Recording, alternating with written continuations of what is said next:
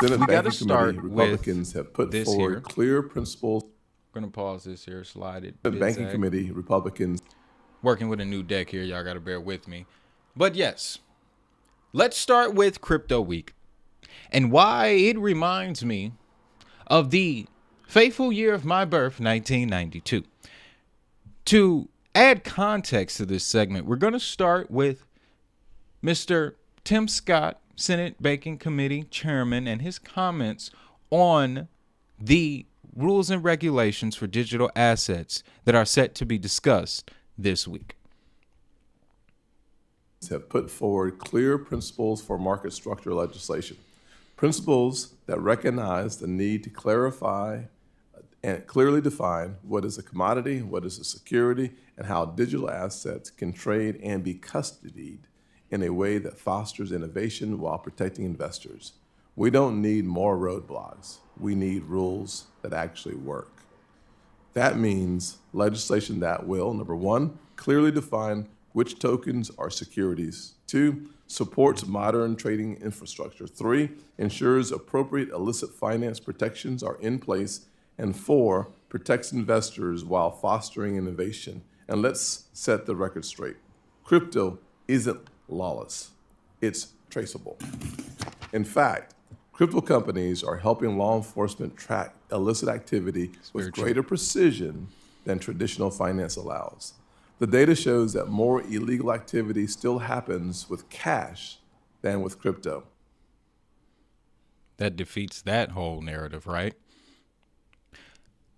But the agenda here, when you really go back into the archives, guys, this act here, the Scientific and Advanced Technology Act of 1992, when you dig into this bill, you'll notice that the narrative is a lot similar. They were treating the internet as if it were blockchain in its early stages, where they were trying to clean up the rules of the road for the internet. They were also trying to get more access available for people to use the internet. I was completely unaware of this.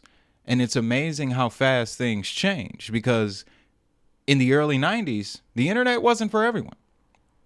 The internet was controlled primarily by the U.S. government. But that act changed everything. Changed everything, ladies and gentlemen.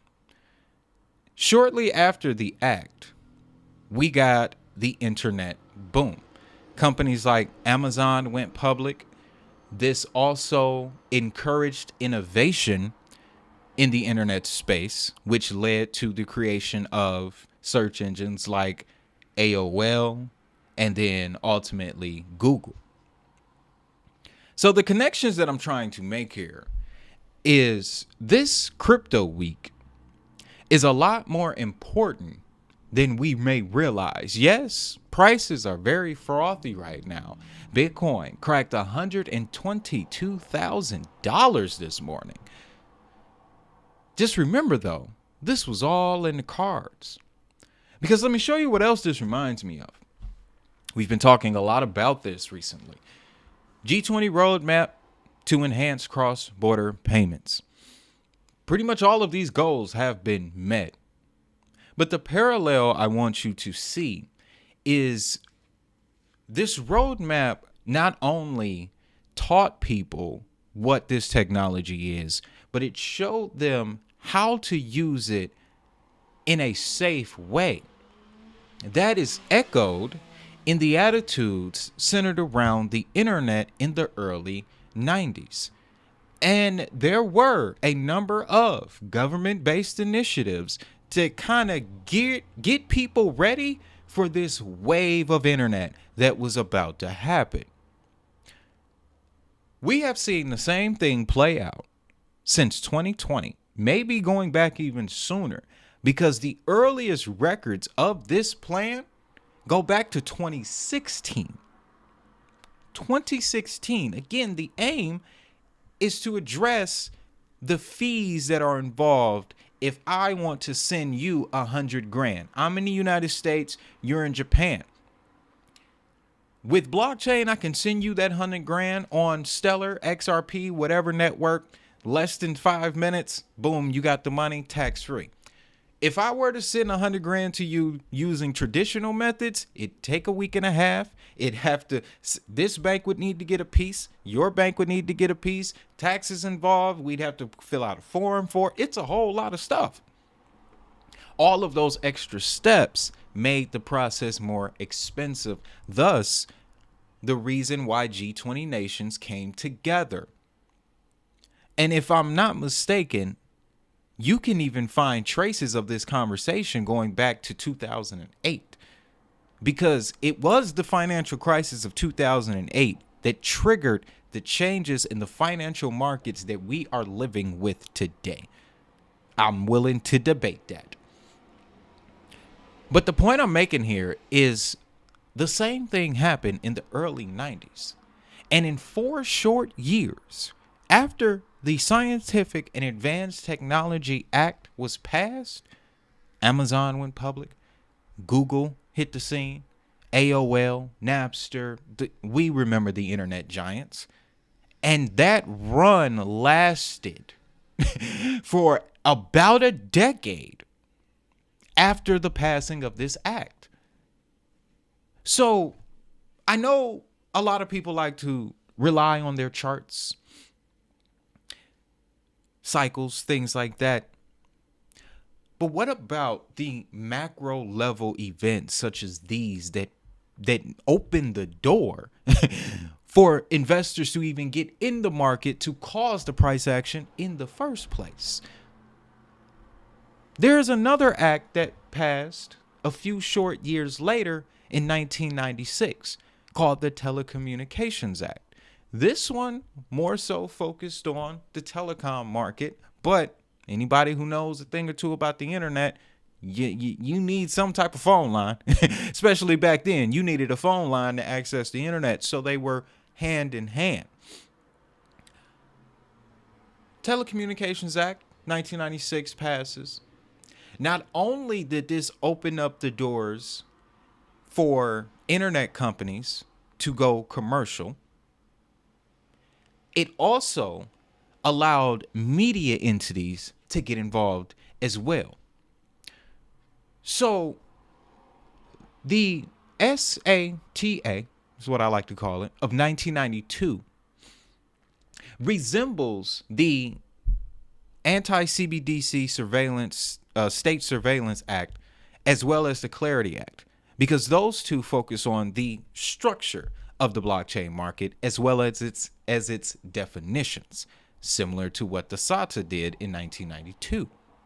The Telecommunications Act, we may still be a ways away from that, but you can also look at that as the Genius Act of our industry, because stablecoins, much like media properties and the telecommunication side in relation to the internet, stablecoins are the conduit that connects our industry to traditional finance.